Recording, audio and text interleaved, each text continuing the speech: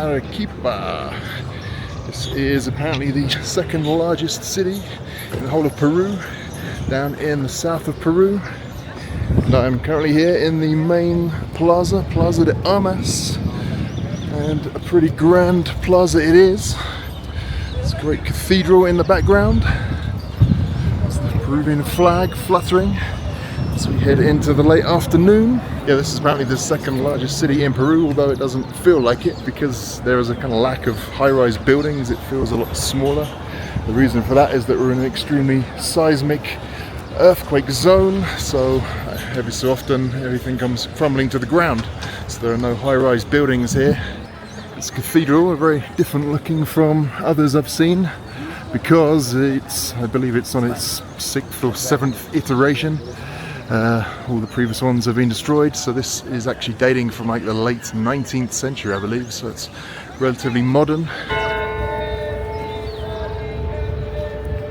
Up close you can see these distinctive side arches as well. I believe in the previous versions of the city they may have been connected to something else which no longer stands. And these nice kind of diagonal downward sloping arches as well. A lot of the old architecture is built with these really thick walls and archways which are more resistant to earthquakes, and you can go into a lot of them, so don't be shy. Have a look and you'll find all kinds of hidden architectural gems inside, such as this one. It's the back of Templo La Compañía de Jesús Arequipa.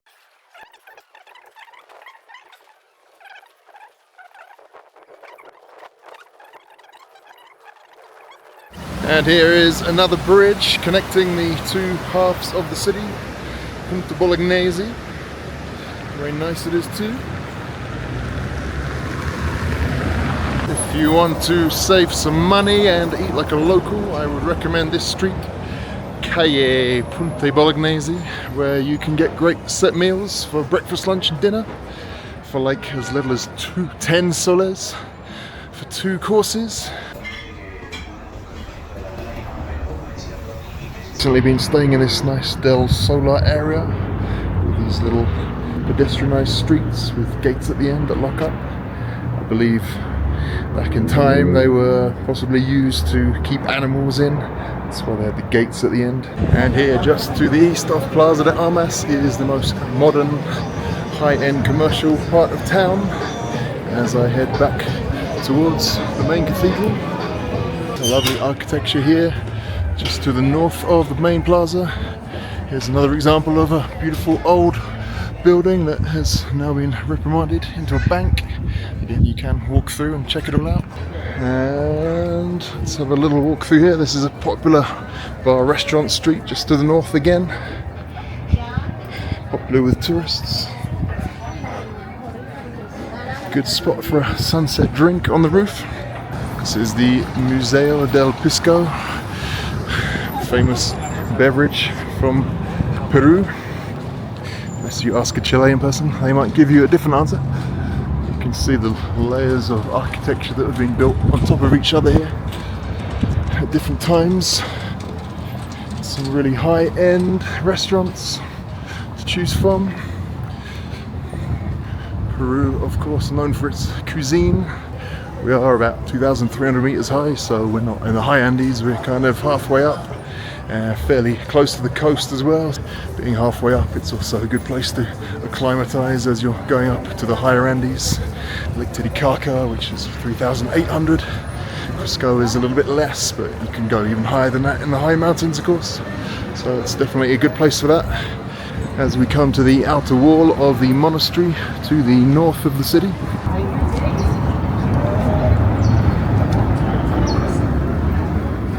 As you can see, all the old colonial buildings are white, from where the city got its nickname, the White City. I believe it also may refer to the people here, since here and Lima in the middle and Trujillo to the north were the 3 main colonial cities in Peru.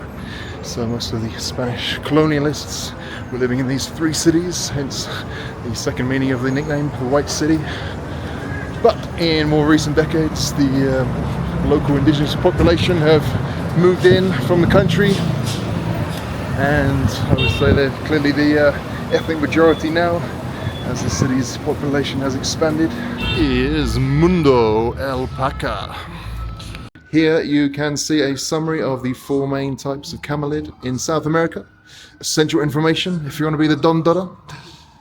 So the vicunias and the guanacos are the 2 wild ones. They are smaller in stature, but they run free in the Andes. And they made the llama and the alpaca. The alpaca came from the vicuña and the llama came from the guanaco, I believe. And they are much larger in stature and have been bred to have these thick coats. They are domesticated and larger in number as a result. And here are a few of them in Alpaca World. And this area to the north of the city is the oldest part of town. Arequipa is so old in places that it has these little cobbled alleyways, which are quite unusual in Latin America in my experience. There aren't many of them left in the modern world. Let's go this way. And one more nice plaza we're approaching now. Plaza Campo Redondo. Again, these old streets are very unusual to still exist in South America and Latin America, giving it this very old world feel about it. Overall, this is a very pleasant place to spend a bit of time if you're traveling in Peru.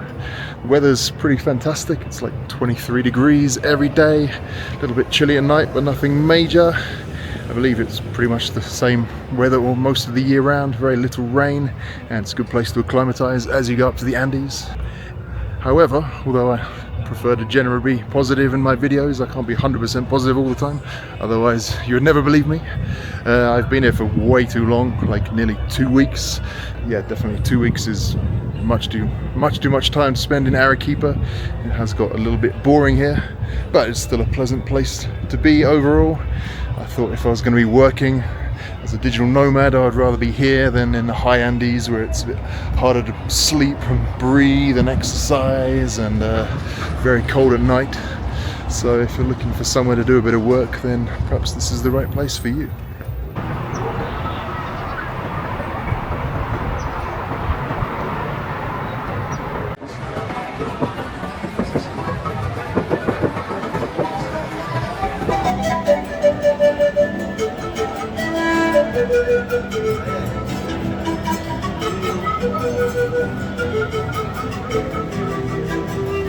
Pretty lively, as you can see, which is always nice to see.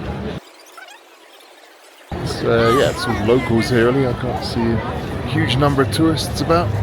So yeah, this is an old monastery on this side.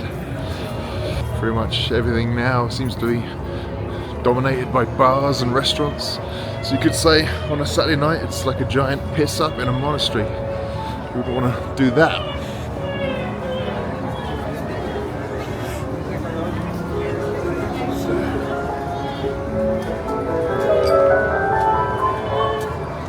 Yeah, really beautiful places they've got here in these old buildings.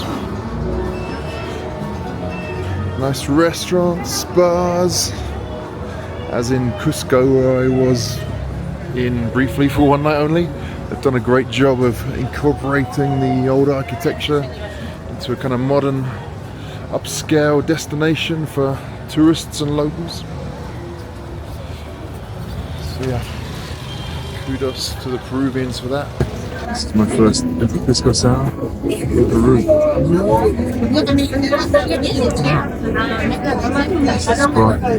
This is cheese ice cream. This is apparently what you eat when you're in Arequipa. Rest assured, I don't think any cheese-making animals were harmed in the making of it. Only humans.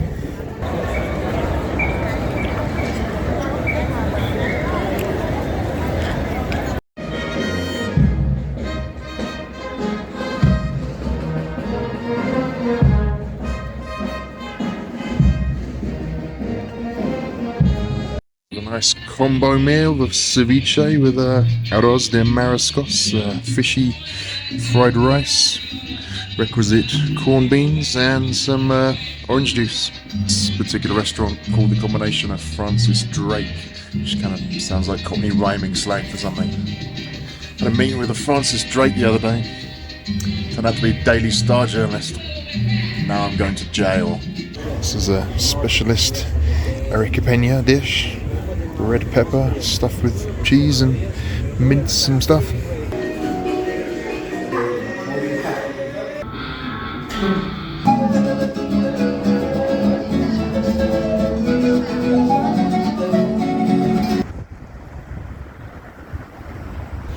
Hey, I'm on a jog tour this morning. This is when you jog and tour around at the same time, occasionally stopping if you have to, like now. This is a beautiful church, and this I've come over the river and up the hill to this part of town called Yanahuara, and from here there is this beautiful mirador as well as this beautiful church. It's the city centre to the south. Misty volcano up to the north.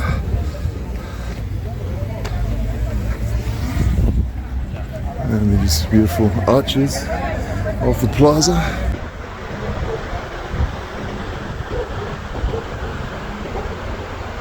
Another jogging tour to the north of Arequipa this time, and fortunately I have found this bridge so I can do a loop.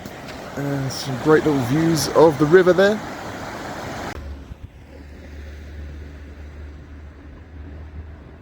If you're in the south of the city, come and check out Puente de Fierro Arequipa.